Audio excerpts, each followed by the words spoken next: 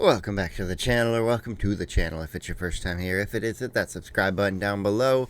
We got another tactically acquired video today. We got the Deadliest Squadron you've never heard of. Another Vietnam related video.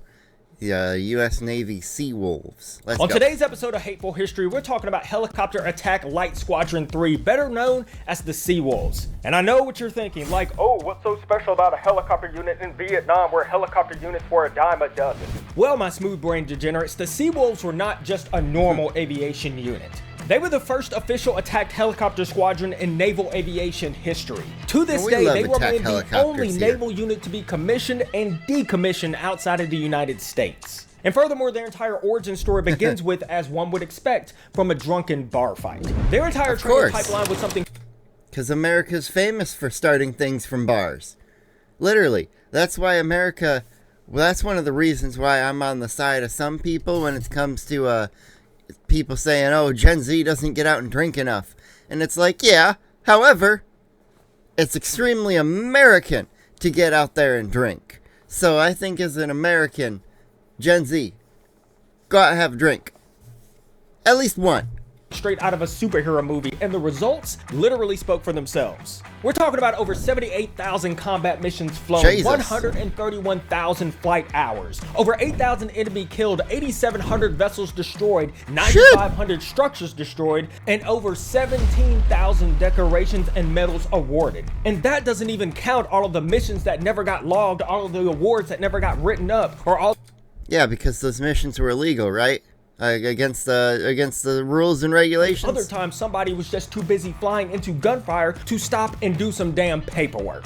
Today is all about the Sea Wolves and why they had to exist in the first place, and as if this story didn't have enough to cover already, I am pretty damn sure I might have found the greatest tactical acquisition specialist in US military history. And we're gonna get into all of that and more right after a word from today's sponsor. This video is sponsored by me. I'm sponsoring my own video. And hey, if this video doesn't suck, then why don't you head over to TangoAlpha.store and grab yourself a limited edition Sea Wolf shirt. And you know what? You might want to grab it while you can because it's going to be gone after the next 90 days. Kind of like how your stuff is going to be gone if you leave it unattended around the Sea Wolves. Now let's get this video going. Get to the chopper. Our story begins with a U.S. Navy SEAL team being inserted into location redacted via Patrol Boat River, aka the PBR. The SEALs slide off the boat into the darkness and they are now just slogging it at the speed of smell through the mangroves. Their objective is a province chief that MACV wants, but in order to get there, they've got to contend with damn near a foot of water, mud, mangrove roots, and mortar shell tripwires. Now 2 hours and 1 click later, they finally make it to the village and through a starlight scope, they find their hooch. Now the plan is pretty straightforward. The SEALs... I just noticed something. Through a starlight scope, they find their hooch. Now the plan... He says hooch, and the dog looks right up, thinking he said pooch. He got his dog's attention by accident. The plan is pretty straightforward. The SEALs just have to go in, kill anyone who gets in their way, bag them and tag them, and then bounce about 2 clicks north of the village where an army helicopter will be waiting for them to pick them up. Oh, is that all? All the SEALs are in place, but now they've got to contend with a couple of guards and watchdogs.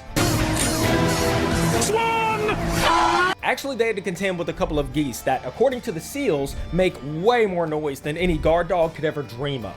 The geese are quickly dealt with via a couple of rounds from their silent Smith & Wesson Mark 22s, and the guards are taken out just as quickly via a couple of knife kills. With all of that taken care of, they enter the hooch, find their guy fast asleep on the floor, tie him up, gag him, and head out the door.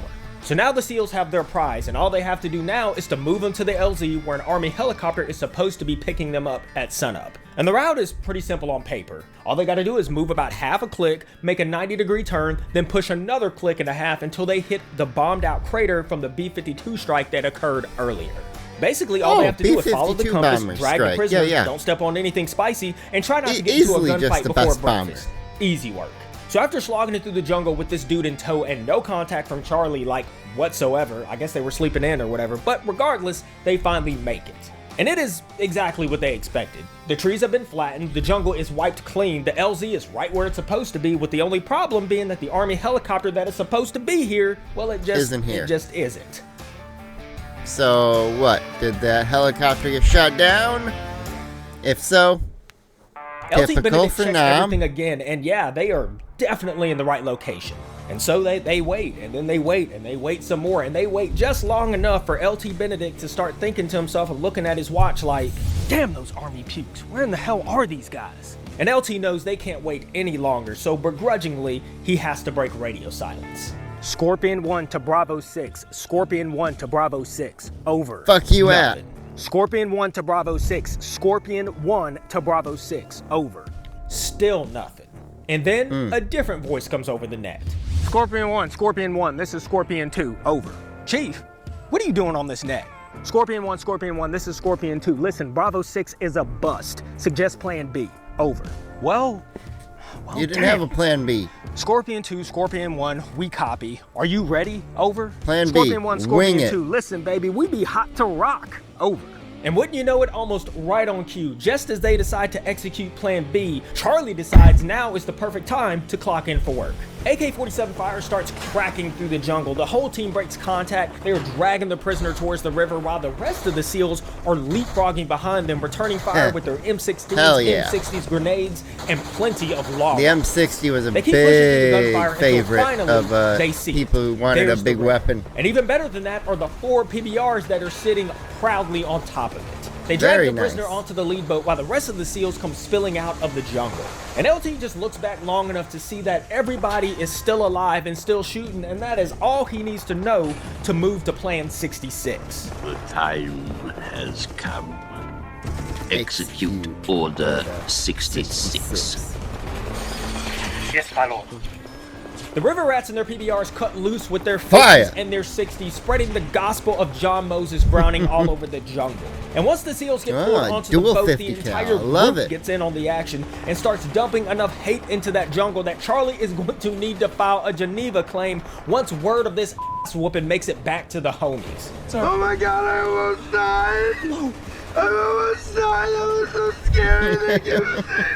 With 12 50 cals, 11 M60s, 5 stoners, 3 M203s, and 1 lone car 15 on.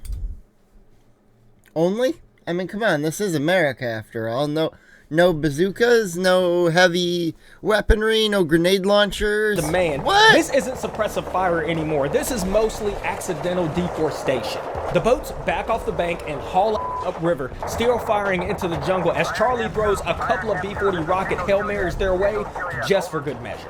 And yet somehow, despite all of this, everyone makes it out without a scratch. The moment Damn. they finally get a chance Nice. to catch their breath, Chief comes over to LT and they discuss how this was not the first time the Army had let them down, which is obviously kind of a big problem. Yeah, the River and Rats that needed means air they're support gonna they could count figure on. out The how SEALs to needed not their air rely on support the Army right damn anymore. now, and if the Army couldn't always give it to them, well, they were going to have to find a solution to this They're gonna problem, give it no to matter who themselves. they pissed off or how high up the food chain this had to go.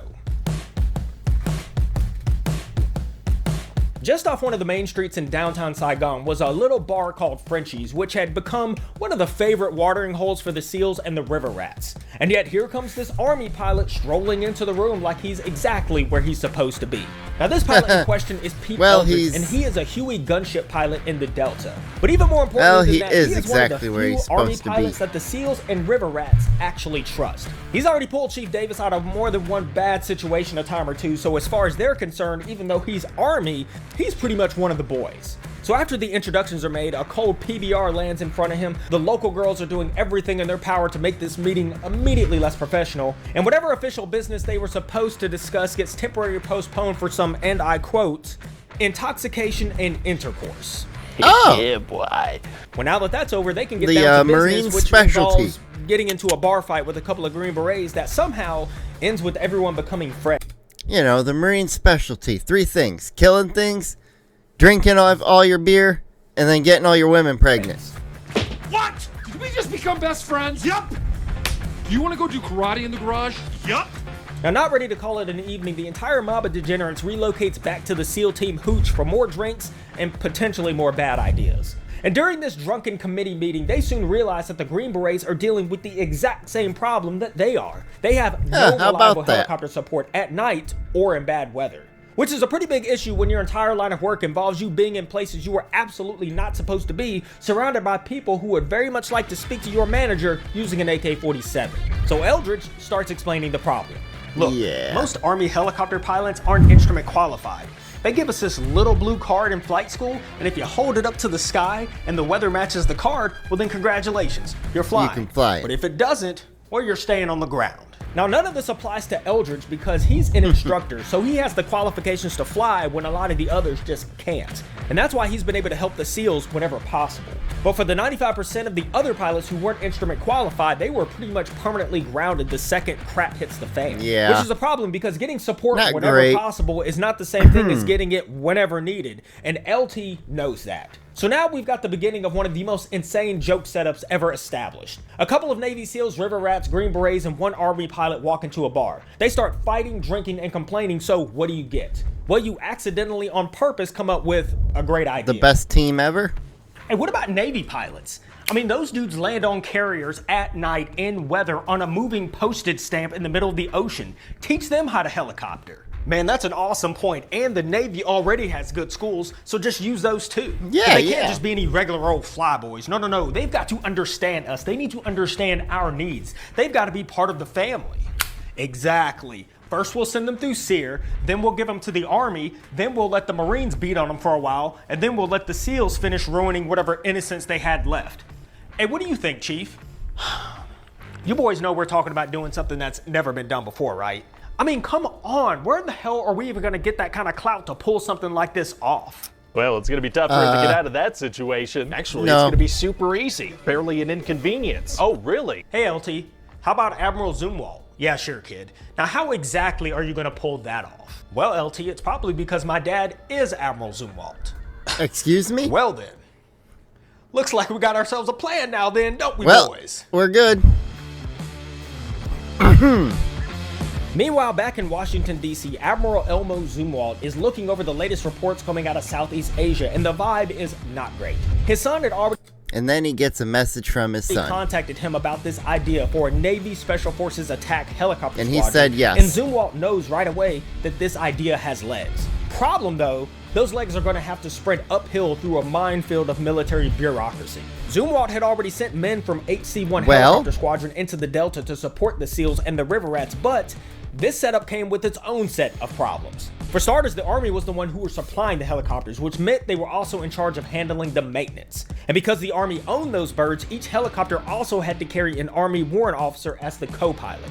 Which sounds fine on paper, except the Army and Navy crews weren't exactly becoming besties. And on top of that, HC-1 was taking a brutal casualty rate, somewhere around 78 and 82%. So we need a helicopter from the Navy. Detachments were scattered all across 4 different locations with no Or single we commander need to really modify pulling everyone a together. helicopter. The whole thing had turned into a mix of rivalry, Something. personality clashes, and operational chaos. So Zumwalt's solution was simple. Replace HC-1 with something brand new, the first of its kind. The first official Navy attack helicopter squadron in the history of naval aviation. And they were going to carry forward the name that the crews had already earned in Vietnam, the Seawolves. But if Zumwalt was going to pull this off, he needed to find the right commander. And not just a good pilot, not just some clean uniform-having, regulation-hugging staff pogue. No, he needed somebody who was self-motivated, aggressive, smart enough to bend the rules without snapping them completely in half, and crazy enough to build something that the Navy had never built before. We're looking for your average soldier from World War I, size-wise, build-wise, morals-wise with what he grew up with, except the fact you also want him to be smart, tactical, and basically the guy who will never take a promotion because he doesn't want that responsibility. He would rather be in the fight. That's the kind of guy we're looking for. Digging through hundreds of personnel files, Zumwalt narrows it down to 5 possible commanders, and one of those names was Commander Robert W. Spencer. Commander Spencer had flown 40 combat missions in Navy fighters over Korea, and in 1953, he became one of the youngest pilots to graduate from Naval Fighter Weapons Schools, which today Sounds is about better what we're known looking for. as Top Gun. Actually, sir, I finished second. Just want to manage expectations. Later on, one of his buddies gets him hooked on helicopters, and Spencer had already said years earlier that if the Navy ever figured out how to put gun on these things, well, that would be something really special. He was also considered to be a bit of a renegade, and he also had a reputation for doing whatever needed how to be about done, that? even if the rules had He to get sounds stretched perfect until for they started exactly to what we're looking deform. for. Now, Zumwalt feels like he has the guy that he needs, but before he can make his final decision, he makes one more call. Charlie, my boy, this is Elmo. Listen, I think I've got my guy, but I need to know something first. What can you tell me about Commander Spencer? Well, sir, I remember Commander Spencer saying, a while back that if the Navy ever created an attack helicopter squadron, he'd want to be the first one to command it. Why do you ask? Well then, Charlie, give him a call and tell him he's got the job. HAL 3 is his baby now, and I want results. Zumwalt tells him to have Spencer handpick 20 pilots and 100 maintenance personnel from the volunteer list, and from that group, they'll build the combat teams that becomes the first official Seawolves. But Zumwalt isn't done. Not even close. I want them sent to Coronado for Special Forces training. After that, send them to special Pendleton for SF weapons training with the Marines. Then send them to Marine Benning for training. helicopter gunship school with the Army. Well, aye, sir. And let's not forget about the enlisted men. I want those maintainers to know those helicopters inside and out. I want them to be able to fix those birds blindfolded. I want the fastest scramble times, the fastest quick turnarounds, and the best weapons crews that we could build. And by quick turnaround, I mean I want basically a NASCAR pit stop, but with rockets, machine gun ammo, fuel, and a helicopter that needs to get back into the fight immediately.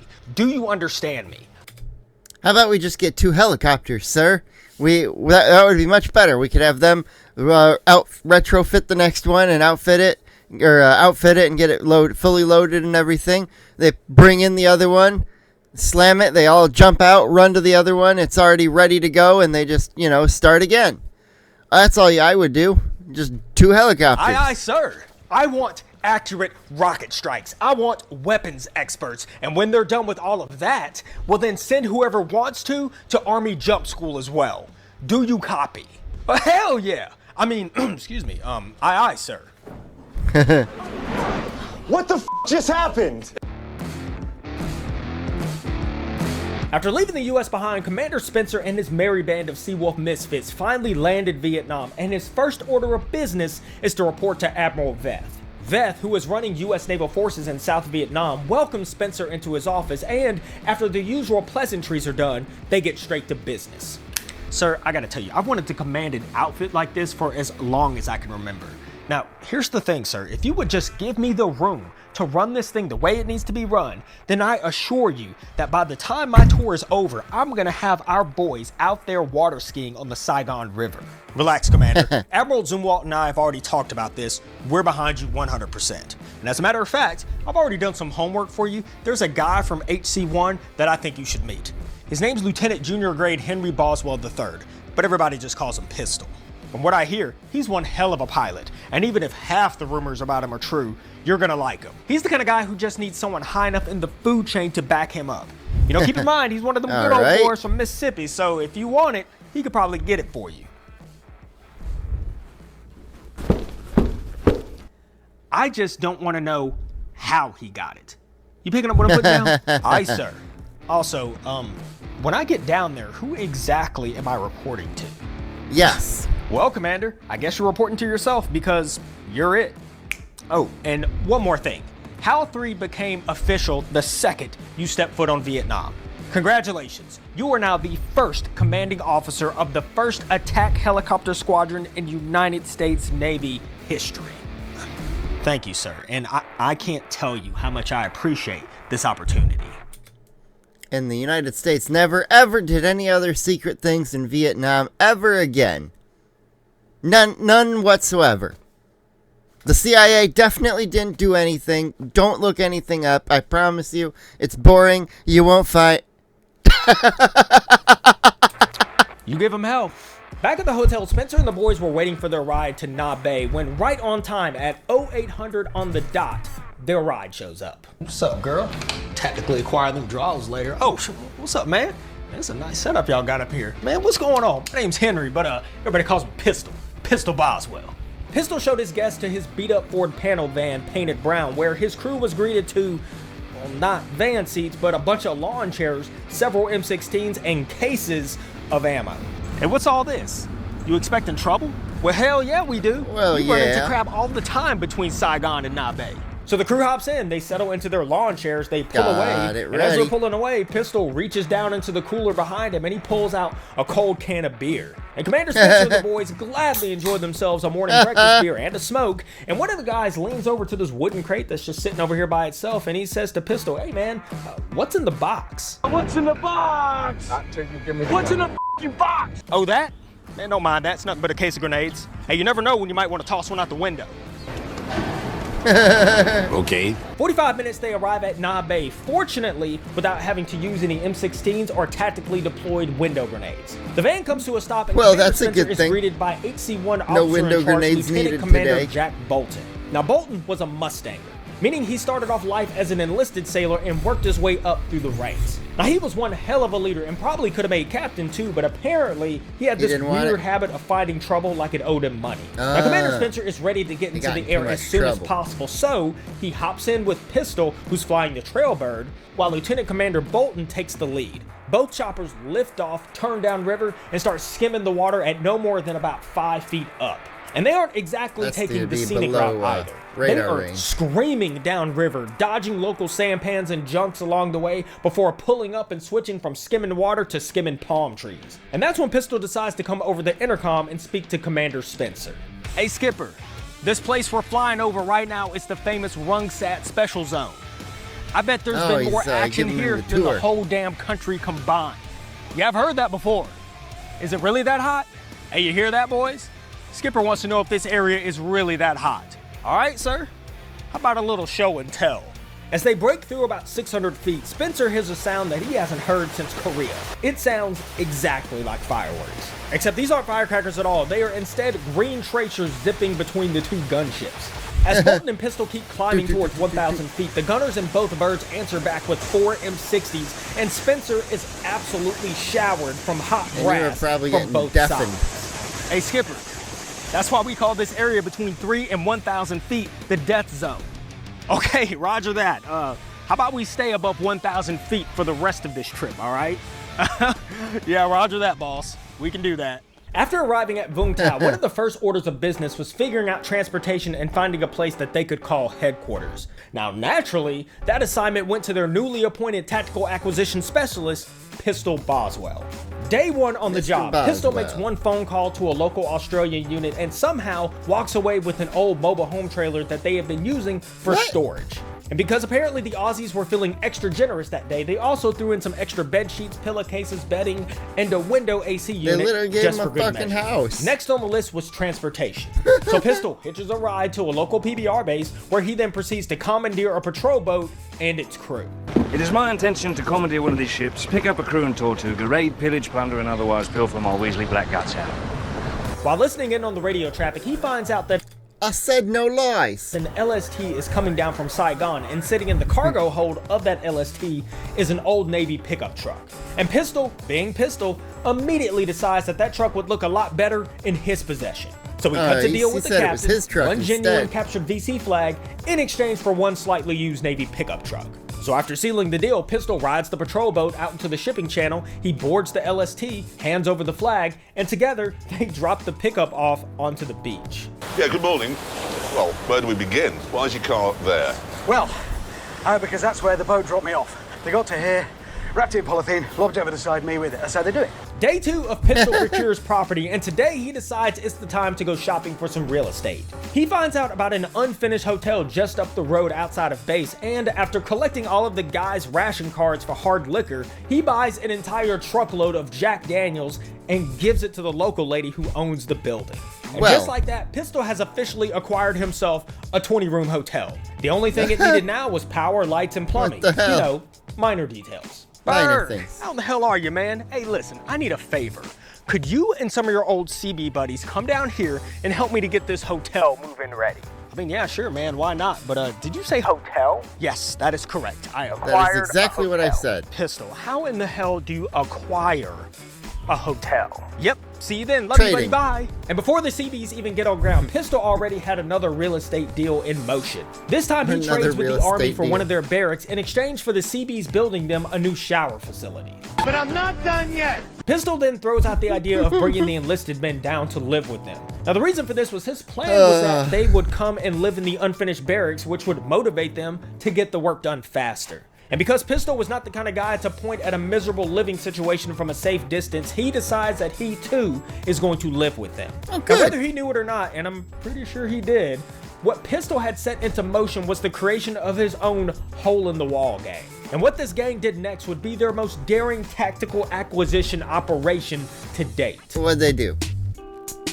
They got their own helicopter. It was another didn't beautiful they? dry season day in South Tell Vietnam. me they did and not off in the acquire a distance is a C-130. C-130 coming into land. Once the aircraft touched down and the Seawolf Tell men me they started didn't stepping steal off, a Pistol wasted C-130. no time letting them know that they had work to do. Because earlier that morning, an Army Sikorsky flying crane helicopter had dropped off an entire Connex full of lumber next to their unfinished Those are barracks. awesome. The wood and transportation had been a gift courtesy of Pete Eldridge. Because that's what heroes do. In their new-to-them unfinished hotel, they still needed to build a roof, add stairs, finish the walls, and acquire beds and mattresses. Fortunately, Pistol already had a line on the beds and mattresses, with the only problem being that they were locked inside of a U.S. Air Force warehouse on the other side of the base, and of course, Pistol had... Well, locked is... that's not a hard part. As long as they're not guarded by someone who is a narc. a plan. So Pistol gets a detail together and they head over to do a little recon on the Air Force storage facility. Remember kids, recon is critical when covert night operations are in the works. Now, not one to let Pistol do all the work, Commander Spencer then proceeded to take pictures of everything that they had been doing along with everything that they still needed, and he sent all of... Imagine giving some of these guys back in some of these older conflicts some of the tech we have today. Like, imagine being able to go back and give some of those guys a smartphone with all of its features and, you know, higher quality cameras and, you know, abilities to zoom in, enhance things. Imagine how much better some of their skill sets could have been if they had our tech. It would be insane for some of the individuals. them up to Admiral Veth back in Saigon. Now, after seeing the Could have pictures, the made some Admiral of quickly our spun up an entire soldiers CB literal detachment gods. to help them to finish the barracks and to build the shower stalls for the Army as part of Pistol's trade deal. But back to Pistol and his scouting mission. Now, what Pistol and his misfits found was a metal Quonset hut in the back of the aircraft boneyard where damaged planes and helicopters were being kept after being shot down, mortared, or otherwise just generally introduced to Vietnam. And inside of that Quonset hut were the Nam was beds. deadly for a But helicopter. that wasn't all they found. A little more scouting revealed 3 old UH-1B Hueys sitting in the back near the target building, and from what they could tell, they appeared to be in pretty good shape. And because the procurement gods were smiling that day, they So they were also gonna spotted an Air acquire Force them. tug used to move aircraft in and out of the hangars. The strike was officially on. They Meanwhile, were gonna Spencer had been strategically working his own transfer deal it and had to an convinced an alternate Army location. fullbird to let him use a hangar for helicopter repairs. And when Pistol heard this, he got very excited. Now he had a place to put the 3 helicopters and the tug that he planned to snatch that night. Nightfall rolls in and it is now time Got for a the place small to band hide of 'em. misfits to head to the far side of the base. They had already convinced a couple of Army warrant officers to let them borrow 2 of their tugs so that they could move a couple of their aircraft that weren't flyable yet. They just conveniently left out the part where the non-flyable aircraft weren't technically in their possession.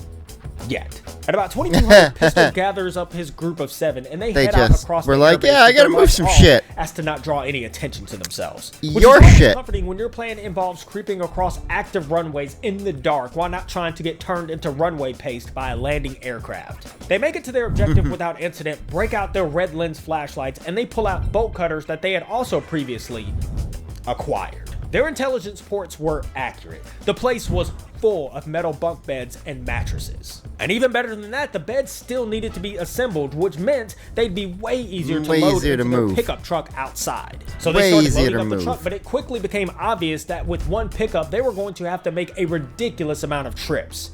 And then Load the a light bulb helicopter. went off. I think I just had an idea. The same idea hits them all at once, like a group of E4s discovering the same bad decision simultaneously. Man, we could load a ton Well, of they this stuff did. into those 3 helicopters that we're already bringing back with the tugs. Come on, let's load it up. Are you serious right now? I mean, it's only stupid if it doesn't work, right? Come on, let's do it. Now, once It's only the pickup is stupid loaded, if it which doesn't as much as work. they can safely I have a different version of that phrase. It's if it's stupid and it works, well, I guess it's not stupid anymore. Stack into it, and probably with a little bit more for good measure. They and move you can say that for so many scenarios. And hook up the helicopters. Next, they start loading the birds with beds and mattresses, and that's when one of the lookouts signals that someone is coming. They all hear what sounds like an army deuce and a half rolling towards them. It stops. They wait. Nothing happens. And after about 5 minutes of aggressive silence, they just go back to work. And that's when they hear a deep voice penetrating the darkness. Uh-oh. Hell, you guys think you're doing? God, Jesus Christ, Stuart, damn it. You SEALs scared the hell out of me. What the hell are you guys doing here? Well, we heard what you guys were up to, and we figured there was no way y'all had enough transportation. You could do that without us. So we bought you guys a present. Oh. Well, then... They're like, hey, we knew you couldn't fit everything in your fucking pickup. We brought you a big one. Oh. We thought we were in trouble. You know, that same truck that they had heard earlier rolls into view, and the rest of the SEAL platoon starts piling stuff into the back. Nice, man. Where'd y'all get the truck from anyway? Don't ask. Don't ask, don't tell. That's it. We found it. And would you believe it? The keys were in it and everything. Damnedest thing I ever saw. Okay. Where'd you find it? Oh, it was just sitting out in front of these Vietnamese army barracks. It was all by itself. And would you believe it? It was already running. Damnedest thing I ever saw, I tell you boys. Now, come on, hurry up. I got a surprise for you boys when we get back. So the loading continues. Joint had brought 4 guys with him, and it doesn't... I mean, there's been plenty of times Americans and other allied soldiers throughout conflicts have taken enemy vehicles and enemy items, even personal vehicles. It doesn't take long before they have all the beds that they need. 3 tugs pulling helicopters, 1 Chevy pickup, and 1 tactically acquired deuce and a half all make their way back across the base with their lights off. Mission accomplished. All right, Stuart, we here. So what's the surprise? You mean besides that big cooler of beers that I brought for you guys? Yeah, besides that. Follow me. So they walk down the aisle together, they start moving mattresses out of the way, and what they reveal is a pile of wooden boxes. And they crack one of them open, and it is absolutely slammed full of M60s. Oh, Christ, man. Are all these full of guns? Yep. Where in the actual hell did you get all of these, man? Do you really want to know? Really want to know? Not really. The next morning, they start stripping the old paint off the helicopters, and because they're a little short on parts and tools, they trade their bougie Navy beer to the Army.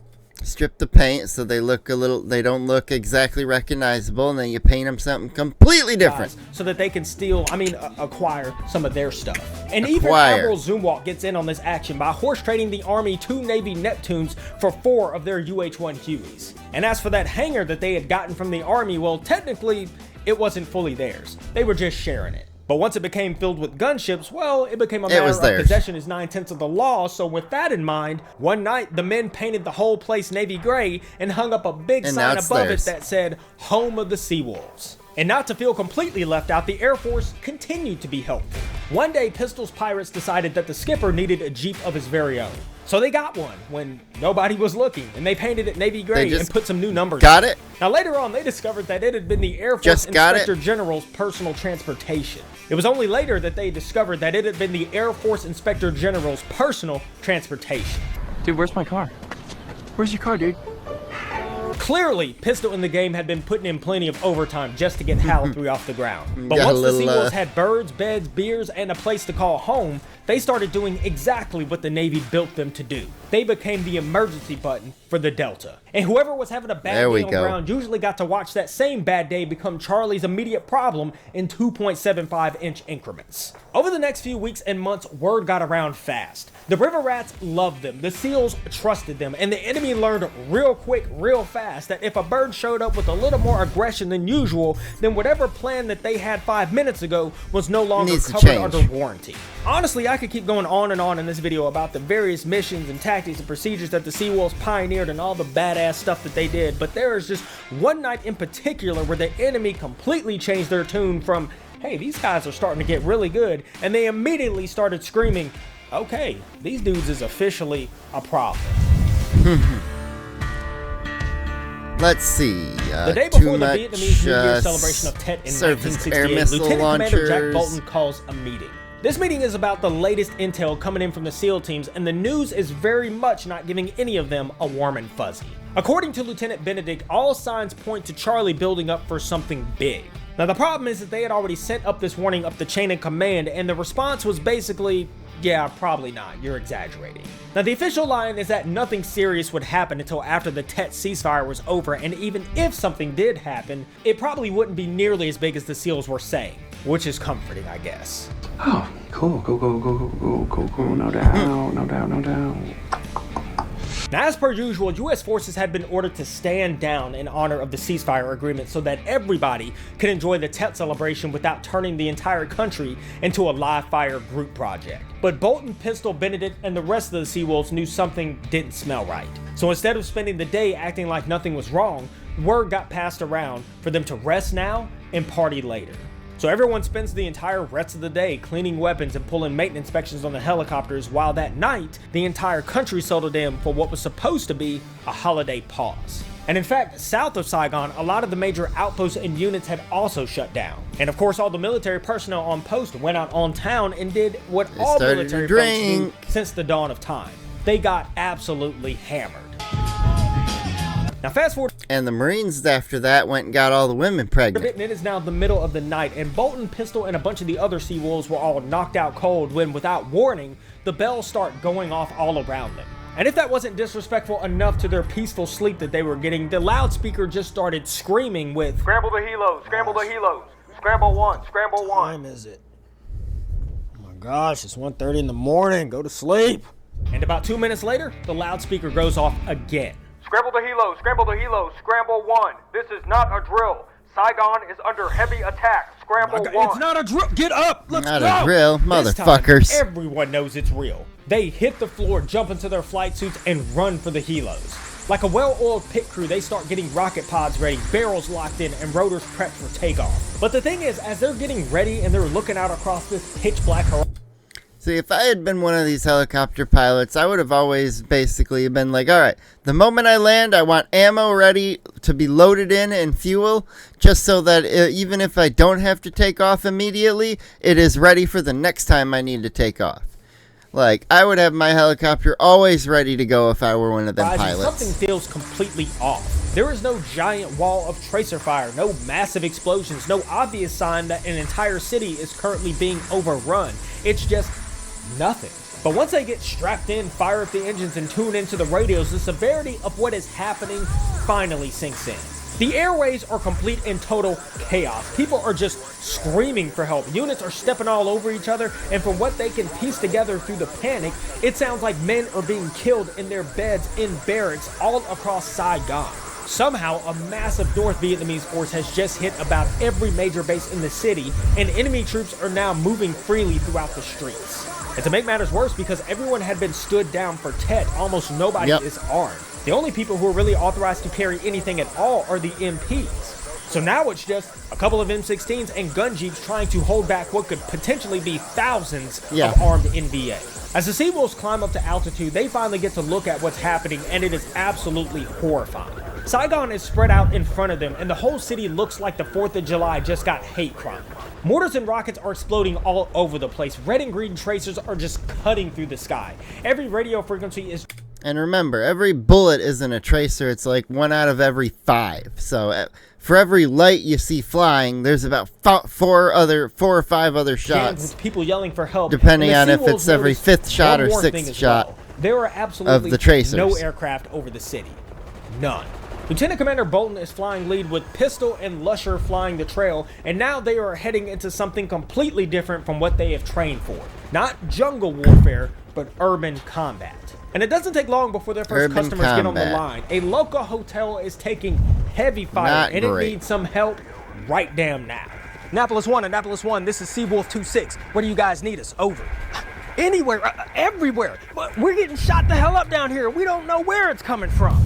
So Bolton takes off in front. He's guiding them through a city on fire with 50 caliber tracers flying all around them. And eventually a flare comes into view, and that is the mark for the hotel. And not long after that, the door gunners start opening up on Charlie like it is a literal turkey shoot. Now after they deal with the small arms fire, they then turn their attention to the big guns that have been giving those boys at that hotel complete hell. Now, problem though, the only way to hit them before those guns could hit them first was for the Seawolves to surprise them, which meant they were about to try something new.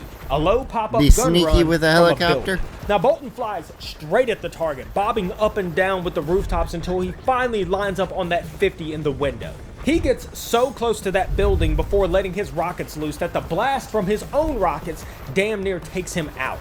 The hotel thanks them for their service, and for about half a second, the Seawolves finally get a chance to breathe. Thank you. My pleasure. You heard that? My pleasure. But that peaceful moment lasts for roughly 15 seconds before another call Training it at Chick-fil-A be like. comes in for a Seawolf dinner reservation. The calls are coming in so fast and with so much panic that they have to literally stitch together what the people are asking for because everyone is stepping all over each other over the radio. They head over to the main U.S. military headquarters that has been overrun, and men are just being butchered in their sleep. Flares start lighting up all over the city, and that gave the door gunners enough light on all these targets of opportunity that they just start running up the scoreboard until the APCs could finally roll in and take over. Well, now that that's done, another call comes in from the U.S. Aid headquarters building, and it cuts through the radio traffic with them screaming that enemy troops are coming in over the wall. So the Seawolves roll in again, letting loose with rockets and machine gun fire all along this concrete wall, chopping up enemy forces left, right, and center. The radio continued going off non-stop with cries for help, but the Seawolves were running low on fuel and ammunition. So they headed for the 9th Infantry Outpost, codenamed Digger 1, knowing that since the Army gunships were stationed there, they should be able to get some tools of their trade. And on the way there, they decide, hey, Yeah, this was the attack where can't remember if he said the exact date, but it was basically a surprise attack on the 30th and 31st of January 1968. Basically, the North Vietnamese pulled it, came in with a large force and targeted military and civilian command and control centers throughout South Vietnam. The Tet Offensive comes from their Lunar New Year festival. Anything else important? The offensive was countrywide, with over 77,000 northern troops striking in more than 100 towns and cities, including 34 out of 36 provincial capitals, 5 of 6 autonomous cities, and 72 of 245 district towns, and the capital Saigon, which is the one he's describing and talking about mainly. Largest military operation conducted by either side at this point in the war. Anything else important here? Anything else? Nah, nothing else important to add. You know what? What the hell? Let's drop our last 3 rockets on this APC that was giving some friendlies down there a bad day. And they didn't even ask for permission. They didn't call it in. They just dropped them. Swooped in, let loose, and then just kept it moving. And all they heard over the radio was one very excited grunt yelling, Seawolf, Seawolf, this is Mickey Mouse. Thanks a bunch for the help. You guys scared the hell out of us, and we didn't mind at all. Yeah, I can imagine that. You're an infantry on the ground, just like, motherfucker, this APC is fucking... Oh, it's fucking gone. Thanks a million! Over. After their drive-by customer service was done, they kept pushing towards Digger 1 and called in their approach. But as they came into land, it was immediately obvious that Digger 1 had been hit, and had been hit hard. The Army ground crews were still there, ready to load them up with rockets, ammo, and fuel, but all around them were just rows and rows of helicopters and gunships turned into burning, twisted metal. And from the look of it, some of those crews had been trying to take off right when the attack happened. But the Seawolves didn't have time to dwell on that. They had to just get topped off. They fired off some crispy salutes to the Army ground crews, got back in their birds, and they went right back to work. Their next call came in from the Starcom Satellite Communications Center. Like I said, this attack lasted 2 days. Closed in on Skycap's location. Bolton popped off a couple of flares, and what they saw below them looked like someone had kicked over an entire fire ant bed. The door gunners didn't even need to be told what to do, and so they just opened up on Charlie again, and they killed a bunch of bad guys and saved the good guys again. And pretty soon they got bored of dishing out Chicago's Sky typewriter action with the M60s, so they instead decided to switch over to HE rockets and started turning Charlie into coagulated funfetti. And after that diplomacy display was over, Skycap called in and said that they were good to go and that they could take it from there. But of course, as per usual, another customer was already calling in. This time, it was the American Embassy. They had two medevac helos on the way, but the area was way too hot for them to land, so the Seawolves headed off to the embassy to see if they could help out. And once they got there, it became crystal clear that there was no clean distinction between friend or foe down below. So well, that's always fun. Opening up on everything around the embassy that looked like it needed to stop existing. They were out there handing out freedom samples by the belt-fed variety, but they were also taking hits of their own, most notably from this golf course that was off in the distance. So Bolton, who most certainly was feeling like, I'm too old for this shit, got his team in position and made his gun runs on that golf course. Those runs were good enough to let that first medevac helo touch down. But before they could shift their attention... Imagine if during this conflict, if we had the A-10, and if that had existed back then. Man, could have had A-10s just burt, burt, burt, right back and forth across the field, you know, leveling parts of the jungle. You would just have like lines of trees in a straight line that are non-existent anymore because we hit it so hard. The second medevac, they had a small problem. They were completely out of rockets, M60 ammo was getting low, and their fuel situation was following closely behind. And to make matters worse, they couldn't even go back to Digger 1 because it had been officially overrun and was completely unable to assist. Can't go there. So that left them with the only option left, which was Digger 2. Digger 2 had been hit just as hard as Digger 1, and just like before, the Army ground crews immediately got to work. And you know what? Props to those ground crews, because they got the Seawolves turned around so fast that everyone had been convinced that some kind of record had officially been broken. Oh, and yeah? after popping off another set of crispy salutes to the boys record-breaking helicopter the Seawolves took pit off crew and linked up with the second medevac helicopter, which was circling overhead, waiting for its chance to land. The team rushes in and makes their runs, giving the medevac helo enough time to land on top of the building and start loading its casualties. And while all of this is going on, the door gunners are up top just putting in overtime, just chopping down wave after wave of enemy troops below. They keep this up right as the sun starts to rise, and then, as if this whole situation wasn't already dramatic enough, out of nowhere, two helicopter gunships come screaming out of nowhere with their skids barely 3 feet off the ground. And at this point, the enemy are just like, what is happening right now? They are so confused. They don't know where death is going to find them first. They don't know who to shoot at next. And this, in the panic of all this, it gives the medevac enough time to get airborne. Everything is going according to plan until Bolton screams over the radio. Mayday, mayday, mayday. This is Seawolf 2-6. We are going down. I say again, we are going down. A couple of 50 cals had finally found their mark and hit his engine. And somehow, Bolton manages to limp his bird over to the middle of that same golf course that was giving them hell earlier. So now, Bolton is down, sitting smack dab in the middle of the golf course, and the NBA are charging him from the far side of the tree line. And wouldn't you know it, that is the same tree line with that heavy machine gun. The machine gun opens up on Bolton, but Lusher, his wingman who was still in the air, was not about to let that disrespect stand. And possibly, whether it was through sheer dumb luck... Oh, and by the way, the different guns that were like mounted to the helicopter for the helicopter itself to shoot was the 20mm M61 Vulcan, the M134 minigun, and a bunch of M60s usually. On top of that, they also liked... Get out of here. Anything else important?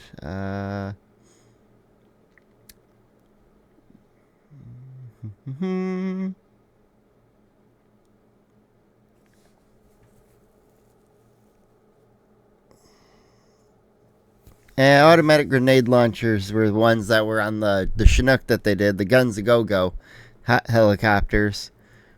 But other than that, yeah, it looks like they just added a bunch of freaking machine guns all over these things all the time. Divine intervention, or just the kind of aim that you get when someone is actively trying to kill your friend, Lusher sends 3 HE rockets straight down the throat of that damn machine gun. Lusher and the boys are now fully in the zone now, dropping men by the pound. As fast as the enemy clears that tree line, they are cutting them down just as fast. Eventually, Lusher drops in next to Bolton, and the gunners start grabbing the remaining rockets and ammo from the downed bird. And as Lusher pulls away, he lets loose every remaining rocket that they had just loaded into that tree line, almost blowing themselves up in the process. And after making it back to Nabe, Lusher sets his bird down and they get to work offloading men and gear and retrofitting this helicopter. And Bolton, he's looking at all this and he is not believing what he is seeing right now. So Bolton, he walks over to Lusher's bird and he just leans into it, says, "Hey, just where in the hell do you think you're going?" "Back to work, boss." "What do you mean, without a cover bird?" "Are you kidding? I thought I saw a chick back there on top of the embassy with tits so big she could jumpstart a 707. I gotta go get a better look at that." "You are a certifiable crazy son of a bitch. Do you know that?" With the hover check complete, they turn their gunship back towards Saigon, completely alone, with no cover bird. But there was no time to think about that, because as per routine at this point, they already have another customer. The president's palace had been overrun, and as it comes into view, they can see a mass of NVA piling through a large hole in the front gate. Remember, 77,000 NVAs came in and attacked over these 2 days of all this shit going down. Lusher lines up his sights and lets loose 2 HE rockets and 2 Willie Petes, and they fly directly into this packed hole. And the 4 rockets, as you'd imagine, do their trick. So it's on to the next call. So they head out to an outpost and go right back to work just like before, except by now, Lusher and the boys are feeling pretty confident in themselves. In fact, they're feeling very confident. In fact, let me tell you how confident they are. They are so confident, in fact, that they are able to walk rounds in on targets that are actively fighting hand-to-hand with Green Berets on ground. And you gotta imagine what that looks like. Like, 1 minute you're a Green Beret doing jungle jiu-jitsu, and the next minute your opponent is just in your hands looking like jungle jelly now. Okay. When all was said and done, their kilo was so shot up that it barely made it back in one piece. In fact, the entire squadron was so shot up that they couldn't do a single mission for 2 weeks because they didn't have a single helicopter that could fly. Now, thanks to his actions that day, Lieutenant Junior Grade John They broke all their received the Silver helicopters. Star and the Distinguished Flying Cross. Very nice. Like I said, they had 17,000 Now, medals. fast forward a bit, and we are now with Admiral Zumwalt, and he is visiting Admiral Veth in his office. And the reason for this visit is that he is preparing to take command of naval forces in South Vietnam. And the two were standing there exchanging pleasantries. They're just drinking ice-cold Cokes together, you know, whatever it is admirals do. When then Zumwalt, his attention drifts completely away from whatever the hell it is that they're saying, and he is locked onto something that's happening outside of his window. And Admiral Veth, he notices this, so he turns to see what he's staring at. And when he saw it, he just could not believe what he was seeing. I'll be damned. He did it. He said he'd do it. And he did it. Who said they do what? Commander Spencer, he told me when he first got here that if I let him run this outfit the way that he thought it should be run, that by the time he was done, he was going to have our boys out there water skiing behind PBRs on the Saigon. And by God... And they did it. They actually were water skiing. What he's done. Unbelievable. Son of a bitch. And with that, both admirals just stood there in silence. They're just staring out the window as a PBR is just hauling ass up the Saigon River, pulling a sailor behind it on water skis. Guys, this video has been a long time in the making, and if you want to check out some more FUVC activity, then please check out some of my previous videos, like the episode I did on James E. Williams. We've got a few reactions. And also, to some don't forget, of them if you want to support what I'm doing here, then head over to TangoOutfit.store and grab yourself some tactically acquired merch. I'm gonna do it one time for the one time. Black Bang out. Hell yeah. He said the thing. Oh, there's more outro. I'll let it play, and then we'll check out some comments. Well then. Looks like we got our... That'll be a good blooper. Alright, this is take 3. You mean besides that big cooler of beer that I brought for you guys? Yeah, besides that. Bye-bye.